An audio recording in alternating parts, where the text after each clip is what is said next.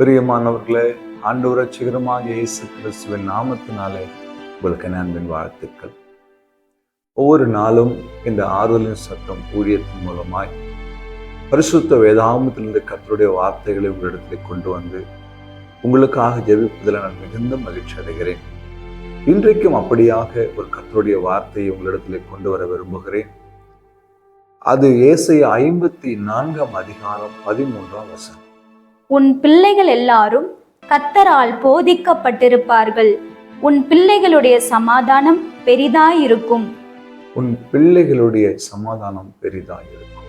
ஆண்டவர் இந்த வார்த்தையை பார்த்து, இந்த வார்த்தையை கேட்டு கொண்டிருக்கிற உங்களையும் என்னையும் பார்த்து சொல்லுகிறார், உங்கள் பிள்ளைகளுடைய சமாதானம் பெரிதாயிருக்கும். இன்றைக்கு அநேக வீடுகளிலே பிள்ளைகள் மூலமாய் சமாதானத்தை இழந்து தவிக்கிற பெற்றோரை பார்க்கிறோம். ஒரு காலகட்டத்தில் பல வருடங்களுக்கு முன்பாக தகப்பனும் தாய்க்கும் பிள்ளைகள் பயந்து நடுங்கி வாழ்ந்த அந்த காலங்களெல்லாம் போய் இன்றைக்கு பிள்ளைகளுக்கு பெற்றோர் பயந்து நடுங்கி வாழ வேண்டிய ஒரு சூழ்நிலையை நாம் பார்க்கிறோம். உலகத்தினுடைய அருவருப்புகளுக்கு பிள்ளைகள் அடிமையாகி அதன் மூலமாய் குடும்பத்தில் வருகிற சமாதான குறைவுகள், போராட்டங்கள், கண்ணீர்களும் வேதனைகளையும் எத்தனையோ குடும்பங்களிலே நான் பார்த்திருக்கிறேன். அவர்களுக்காக ஜெபித்திருக்கிறேன். பிரியமான தேவ பிள்ளைகளே, இந்த வார்த்தை கேட்கிற உங்கள் வாழ்க்கையில கூட அப்படிப்பட்ட ஒரு போராட்டத்தின் பாதையில நடந்து கொண்டிருக்கிறீர்களா? குடும்பத்தில் ஒரு சமாதானம் இல்லை. என் பிள்ளை பண்ணுகிற காரியத்தை பார்க்கும்போது, அவருடைய நடவடிக்கையை பார்க்கும்போது, என் மகள் செய்கிற காரியத்தை பார்க்கும்போது எங்கள் உள்ளம் உடைந்து போகிறது. எங்கள் வாழ்க்கையில் ஒரு நிம்மதி இல்லை. எங்களால் சரியாய் உறங்க முடியவில்லை, உண்ண முடியவில்லை. எப்போதும் ஒரு பயம் எங்கள் உள்ளத்தை ஆண்டு கொண்டிருக்கிறதை பார்க்கிறோம் என்று அங்கலாய்க்கிறீர்களா? இன்றைக்கு கர்த்தர் உங்கள் பிள்ளைகள் மூலமாய் ஒரு சமாதானத்தை உங்களுக்கு தரப்போகிறார். உங்கள் பிள்ளைகளுடைய சமாதானம் பெரிதாக இருக்க போகிறது.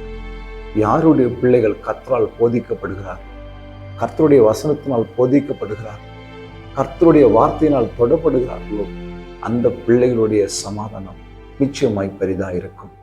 வார்த்தை கேட்கிற அன்பு தெய்வ பிள்ளைகளே, உங்கள் குடும்பத்தில் கர்த்தர் உங்களுடைய பிள்ளைகளையும் என்னுடைய பிள்ளைகளையும் தன்னுடைய சமாதானத்தினால நிரப்பி பரிசுத்தத்தின் பாதையில் நடத்துவாரா?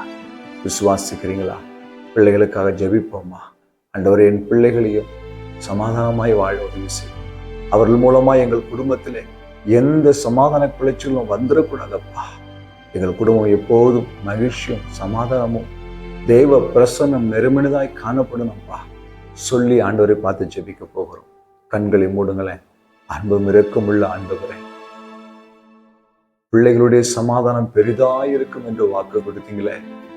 இன்னைக்கு எத்தனையோ பெற்றோர் கண்ணீரோடு இந்த வார்த்தையை பார்த்து கொண்டிருப்பாங்கப்பா.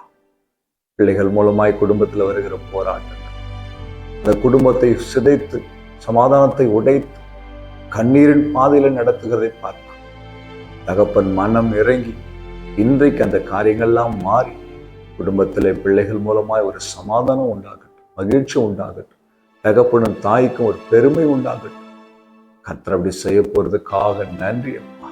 இந்த வார்த்தை கேட்கிற பார்க்கிற ஒவ்வொரு குடும்பருடைய ஒவ்வொரு பிள்ளைகளையும் கர்த்தர் ஆசீர்வதி சமாதானம் உள்ள பிள்ளைகளாய், சமாதானத்தின் பாதையில் நடக்கிற பிள்ளைகளாய் கர்த்தர் மாற்றுகிறார். செய்தீர் நன்றி. இயேசு கிறிஸ்துவின் நாமத்தில் பிதாவே, ஆமென். ஹல்லேலூயா. God bless you.